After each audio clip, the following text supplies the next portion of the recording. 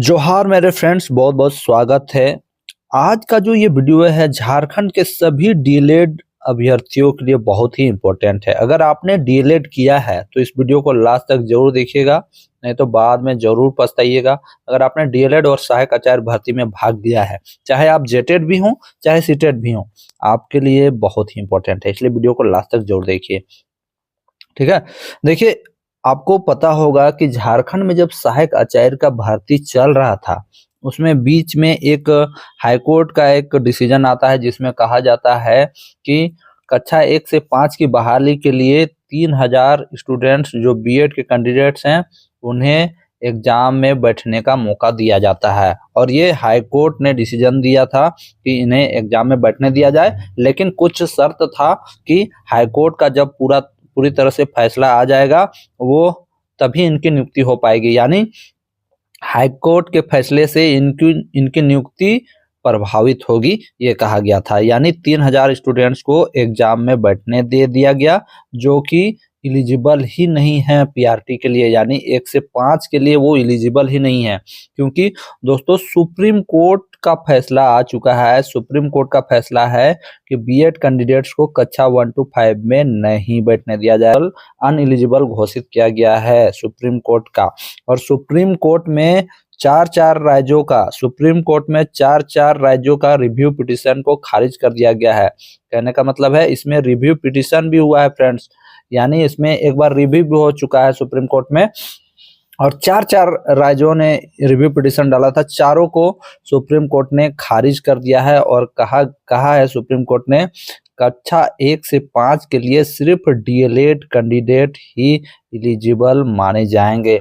दोस्तों ये जो केस लड़ा जा रहा है आप देख सकते हो, रजिस्ट्रेशन नंबर 2809/2024 है, आप लोग भी खोल के देखिएगा। इसका जो नेक्स्ट डेट है देखिए अभी नहीं दिया गया है, और इन लोग का जो नेक्स्ट डेट है दिसंबर में संभावित है। तो आप लोग सोचेंगे कि मैं ये वीडियो क्यों बना रहा हूँ, क्या इसमें बात है, तो ध्यान से देखिए, आप लोग छोड़ के इस वीडियो को मत जाइए, तब समझ में आएगा। तो देखिए, जब सुप्रीम कोर्ट ने कह दिया है कि बीएड एलिजिबल नहीं है 1 to 5 में, इसमें चार रिव्यू पिटीशन खारिज हो चुके हैं, तो फिर इसमें नेक्स्ट डेट क्यों मिल रहा है और इतना लंबा केस क्यों चल रहा है भाई? ये अमृता कुमारी जो इस केस को लड़ रही है, इसमें जो कैंडिडेट्स आप लोग देख सकते हैं कितने लोग हैं, इसमें करीबन 41 लोग थे, ठीक है, लेकिन इसमें 3000 स्टूडेंट्स को जेएसएससी ने अलाउ कर दिया कि आप लोग एग्जाम लिखिए। जितने लोग बीएड कैंडिडेट थे सबको अलाउ कर दिया कि आप लोग जाइए एग्जाम लिखिए 1 to 5 का। हाई कोर्ट का जजमेंट आएगा, उससे आपका नियुक्ति प्रभावित होगा। तो यहाँ पर डीएलएड वाले छात्रों के लिए ये खतरा है फ्रेंड्स। मैं आपको बता दूं, यहाँ पर क्या होता है कि हाईकोर्ट में किसी तरह से एन केन प्रकारेण ये एग्जाम में बैठ जाते हैं। उसके बाद जब आपका मेरिट लिस्ट तैयार होता है, ठीक है, अभी सुप्रीम कोर्ट का जजमेंट आएगा, उसके बाद जब मेरिट लिस्ट तैयार होगा तो यहाँ पर आपका प्रॉब्लम होगा। ठीक है, मान लीजिए कि मेरिट लिस्ट आ जाता है, बीएड कैंडिडेट्स का मेरिट लिस्ट में नाम आ जाता है, लोगों की नियुक्ति होती है, तो फिर ऐसे में क्या होगा कि जो भी डीएलएड कैंडिडेट्स है, जो जेन्युइन कैंडिडेट है 1 से 5 के लिए, मान लीजिए अगर उनका मार्क्स कम आता है डीएलएड कैंडिडेट्स का बीएड से, तो इनका नियुक्ति नहीं हो पाता है और इनके जगह पे बीएड वाले कैंडिडेट्स का नियुक्ति हो जाएगा। ऐसे में आपका 1-2 नंबरों से, 1 नंबर 2 नंबर 10 नंबर से आप पीछे छूट जाते हो और आपकी नियुक्ति नहीं हो पाएगी।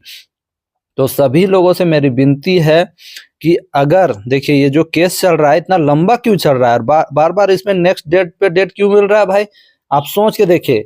यहाँ पर मैं आप सभी को बताना चाहता हूँ कि यहाँ पर क्या हुआ है कि जो भी कैंडिडेट जो बीएड वाले हैं, ये जो केस चल रहा है इतना लंबा क्यों चल रहा है, ये जानबूझ के इस केस को लंबा खींच रहे हैं ताकि सुप्रीम कोर्ट का निर्णय आए और बीएडओ का रिजल्ट निकाल दिया जाए, और बीएड का रिजल्ट निकालने के पश्चात इनकी नियुक्ति हो जाए। उसके बाद जब एक बार नियुक्ति हो जाता है फ्रेंड्स, मैं आपको बता दूं, एक बार नियुक्ति हो जाता है तो निकालना बहुत मुश्किल हो जाता है। छत्तीसगढ़ में सुप्रीम कोर्ट का निर्णय आया हुआ है, कब न कब का, बहुत पहले आया हुआ है कि छत्तीसगढ़ में कि बीएड वालों को बाहर निकाल के उसके जगह पे डीएलएड वालों को अंदर किया जाए, लेकिन अभी तक वहां पर नियुक्ति नहीं हुआ है, जिसके लिए फिर से वहां पर फिर से केस किया गया है, और फिर से वहां पर क्या बोलते हैं, वहां पर केस किया गया है, और फिर छत्तीसगढ़ सरकार को कोर्ट ने कहा है कि जल्दी से जल्दी नियुक्ति दिया जाए, कोर्ट ऑफ अटेम्प्ट, उसको बोला जाता है कोर्ट ऑफ अटेम्प्ट या कुछ भी बोला जाता है ऐसे ही। देखिए in the high court of Jharkhand Ranchi, देखिए 2809 ऑफ 2024,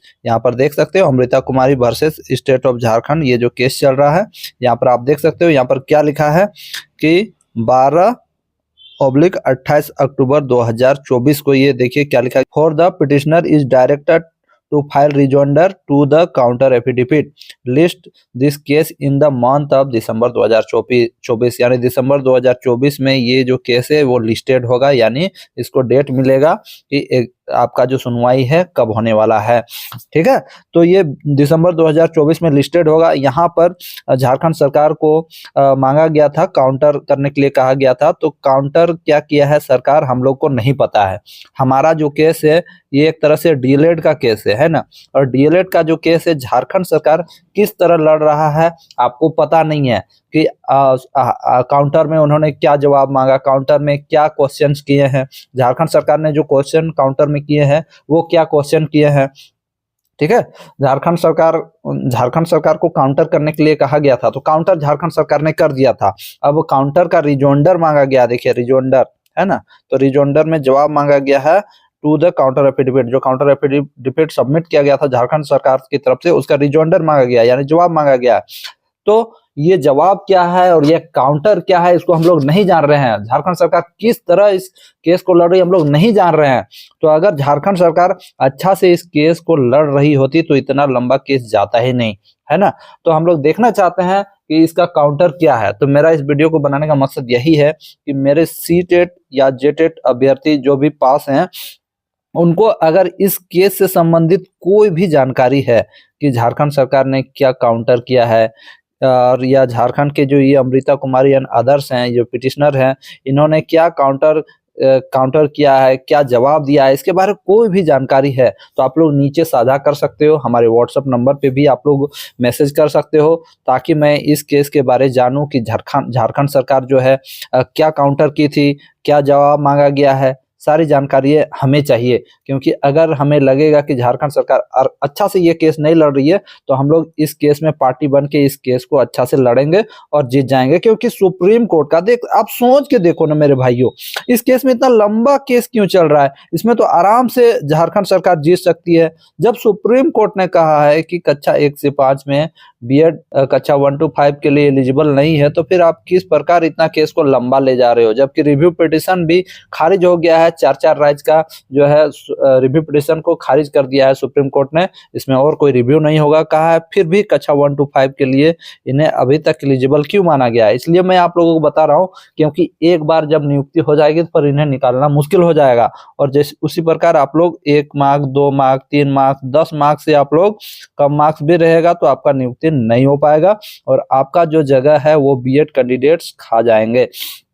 तो यदि आप एक डीएलएड कैंडिडेट्स हैं और अगर इस केस के बारे में कोई भी जानकारी है तो आप हमसे साझा कर सकते हो। आपका कोई दोस्त है इस केस में जुड़ा हुआ है तो आप इस केस के बारे में जानकारी जुटाओ। झारखंड सरकार ने क्या कहा है, क्या नहीं कहा है, क्या कुछ होने वाला है, इसकी जानकारी हमें चाहिए। अगर हमें लगेगा कि इस केस में हमें आगे बढ़ना चाहिए तो हम पार्टी बन के इस केस को आराम से हैंडल कर सकते हैं और आराम से जीत सकते हैं। क्योंकि सुप्रीम कोर्ट ने जो भी सबूत दिया है, सुप्रीम कोर्ट में जो जजमेंट आया है, उन तथ्यों को मुझे लगता है यहाँ पर छुपाया जा रहा है। अगर उन तथ्यों को यहाँ पर दिखाया जाएगा झारखंड हाई कोर्ट में तो आराम से ये केस जीत जाएगा, नहीं तो ये इतना लंबा चलेगा ही नहीं। मुझे लगता है कि यहाँ पर अमृता कुमारी वर्सेस जो अमृता कुमारी एंड अदर्स हैं ये केस को लंबा खींचना चाहते हैं और ये रिजोंडर सही समय पे सबमिट ही नहीं करेंगे तो ये लंबा केस जाएगा और इधर सुप्रीम कोर्ट का निर्णय आएगा। फिर सुप्रीम कोर्ट का निर्णय आएगा और सुप्रीम कोर्ट का निर्णय आ जाएगा और यहाँ पर नियुक्ति स्टार्ट हो जाएगी और बीएड वालों को नियुक्त कर दिया जाएगा। तो फिर बाद में डीएलएड वालों का बहुत दिक्कत होगा, डीएलएड वाले बहुत पछताएंगे। तो मेरी बातों को आप समझ गए। जितने भी डीएलएड कैंडिडेट्स हैं वो इस विषय में कुछ भी जानते हैं तो आप लोग जरूर कमेंट्स करें। धन्यवाद मित्रों।